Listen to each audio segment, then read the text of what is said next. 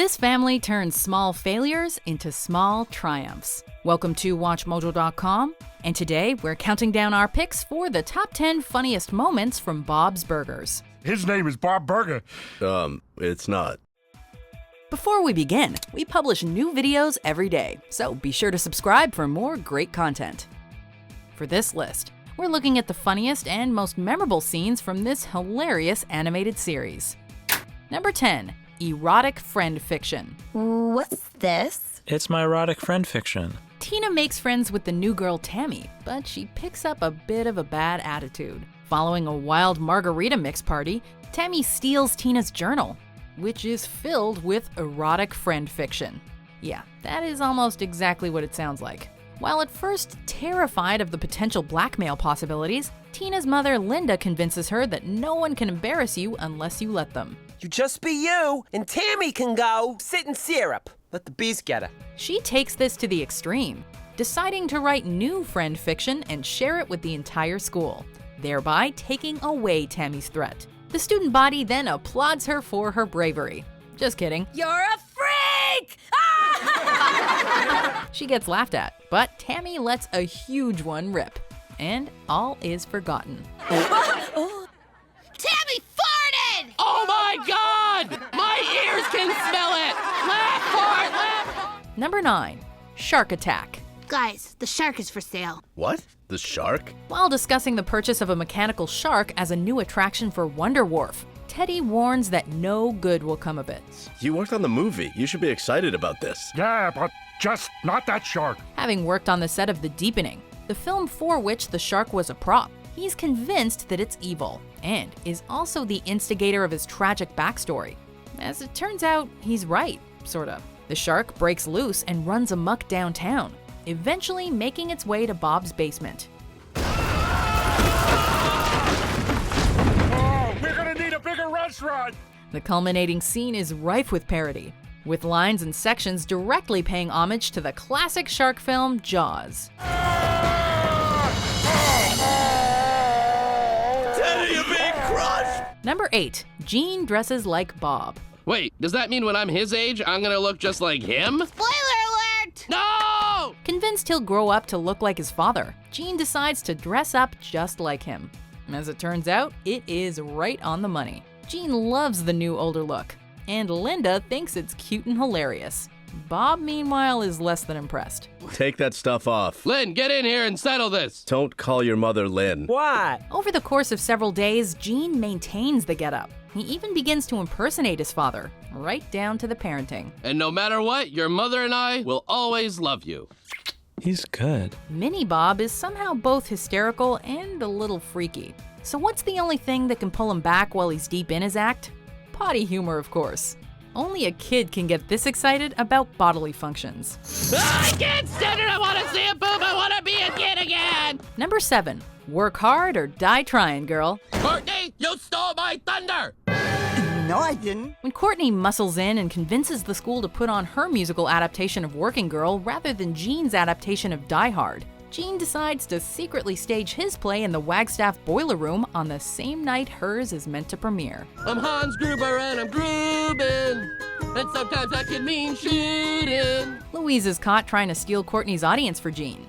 And Courtney's dad's false promise of having Carly Simon attend the play is almost enough to cancel both productions. So for the safety of everyone, there will be no more musicals tonight, and maybe ever. Resolving their differences so there can be a school musical after all, the two auteurs combine their efforts and create the mashup musical Work Hard or Die Trying, Girl. Sounds like something we'd watch. Tess McGill, you've stolen this Gruber's heart. Number 6. Boyz Now Concert. I just want to slap it. I want to slap it. I just want to slap his hideous, beautiful face. Despite being the youngest, it's pretty clear which of the Belcher siblings is the brains of the operation. Cynical and more collected than either her brother or sister, Louise just doesn't get Tina's obsession with horses, boy bands, and other girly stuff. But when she attends a Boyz Now concert with her sister, her scoffs quickly turn into screams as little Louise gets her first crush right before the viewer's eyes. Oh my God, what's happening to me? Cut me open, I'm infected, pull it out! This shift in character is so sudden that even she's not ready for it, and she tries to fight it. But Louise can't help the way she feels, even if she has a weird way of articulating affection. Well, at least she's got a big sister there to guide her through it. Bold. Worth it. Number 5. Bob hallucinating in walls of house. Okay, day 3, stuck in the wall. I sure would love to go poo. Early on, this show demonstrated its love of parody. In the second episode of the series, Bob finds a crawl space in his attic and enters it, pretending he's stuck so he can avoid his in-laws. When Linda calls Teddy to help get Bob out, he tells him to leave and come back later. Tell her that you need a permit or something. You want to stay in the wall, Bob? Don't judge, Teddy. Don't judge. However, he then gets stuck for real, and when Linda finds out he was originally just avoiding her parents, she decides to let him stay there for a while and sweat it out. Have fun in there! While scared at first, Bob slowly starts losing his mind, hallucinating that Louise's nightlight, Coochie Kopi, is his friend, a la Mr. Grady in The Shining. She needs to be corrected. What does that mean? Killed. Number 4. Linda's songs. Yes, the cranberry sauce. We're having mashed potatoes. Oh, the turkey looks great. Len. There are so many Linda songs we couldn't pick just one. The great thing about Linda is how fun and confident she is. As such, she's happy to burst out into song at a moment's notice. If you're not real, then how come I feel this way? Whether it's for herself, for her family, or for family events, she's likely to strike up a tune and sing her little heart out. Pretty easy to see where Gene and Tina get their creativity from. I'm at work and you can hear me sing.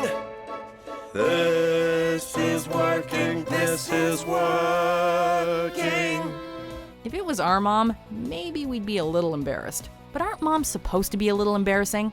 Linda is such a delight, we can see why her kids don't seem to mind. Here goes the heron, there goes the heron. Where is Harry Truman? He's dead in the ground, he's dead in the ground. He's dead, dead, dead. Ow, ow! Number 3. The Goonies Parody. Let's go get the Taffy Factory treasure. We got the map. But it's just a butt. The season 2 premiere was more than just good enough. It was taffy-covered gold. The Belcher and Pesto siblings, plus Zeke, explore an abandoned taffy factory, traveling deep underground and dodging old booby traps in their quest to find hidden treasure. Follow me. You just fall into every single booby trap that is in the... Just like The Goonies, the film the episode pays homage to, it's hard to pin down just one great moment. From the maps to the traps to the speeches and even Cyndi Lauper chiming in with Taffy Butt, a mock-up of her original song for the film, The Goonies Are Good Enough. It's episodes like this that helped establish this show and win over audiences everywhere.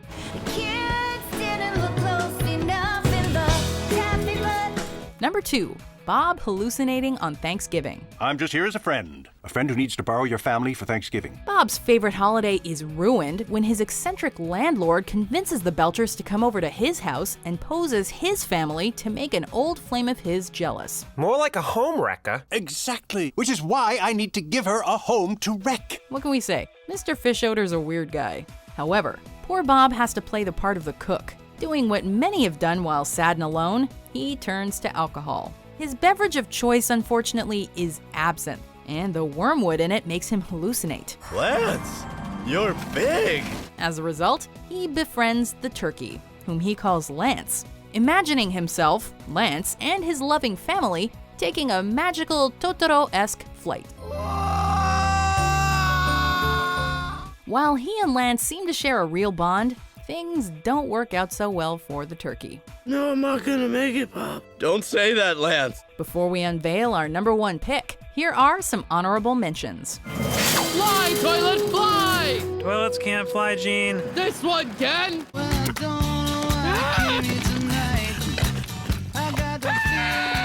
Belcher is stuck to the toilet. Yeah, yo, hey, over here, come here. Linda, Bob? kill me. Number 1. Tina's driving lessons. This is a great day.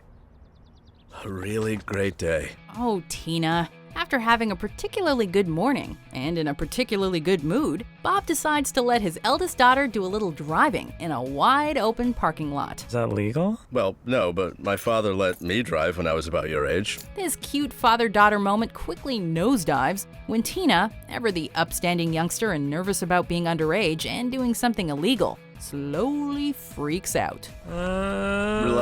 Tina, relax, easy. Groaning as she drives, she can't seem to veer out of the way as Bob begs her to turn the car. His increasing panic does nothing to help or stop the situation. The brakes! Hit the brakes! After crashing, Tina insists on leaving a note for the other car, making for a perfect Bob and Tina moment. We have to leave a note. We have to leave a note. Okay, you're so honest.